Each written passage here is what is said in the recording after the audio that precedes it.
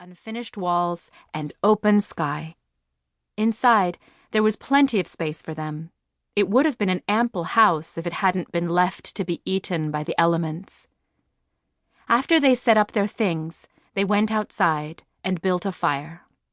A breeze rose. It cooled their skin as whiskey warmed it, flask moving from hand to hand. Cheese sandwiches and salami for dinner around the campfire. The thrill of lighting the wood, keeping it burning. Laughter spiked their conversation, and when it lulled, the silence had a glow to it, crackled by flames. They were happy. They were not used to being happy. The strange feeling kept them up too late together, giddy with victory and amazement. They had done it. They were out.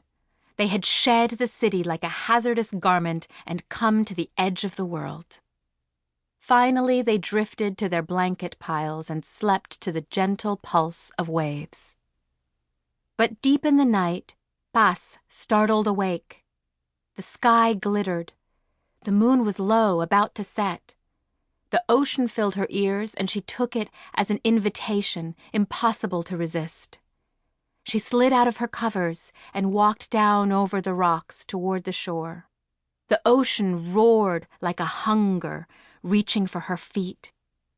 She was the youngest in the group, 16 years old.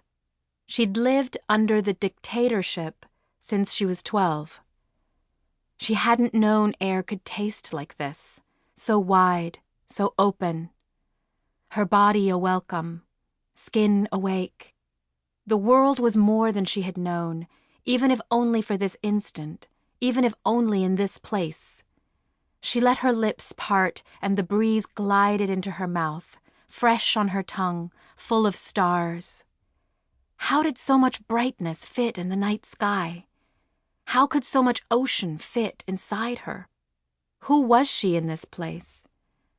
Standing on that shore, staring out at the Atlantic, with those women who were not like other women, sleeping a few meters away, she felt a sensation so foreign that she almost collapsed under its spell. She felt free. Flaca was the first to wake up the next morning.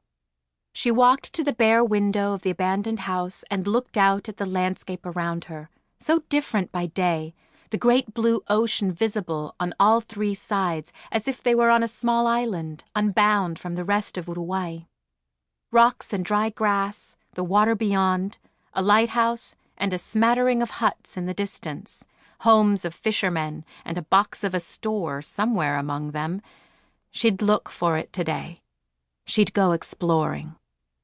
Curiosity flared up in her, a rare feeling she'd grown used to suppressing, automatically, without thought.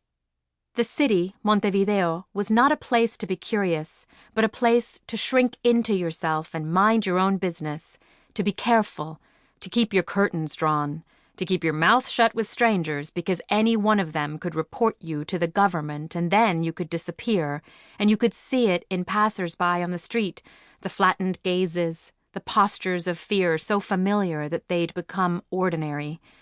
She barely noticed anymore the constant tightness across her back, which sharpened whenever an army truck lumbered by or a police officer stopped someone in her peripheral vision, then receded back to its low-level presence.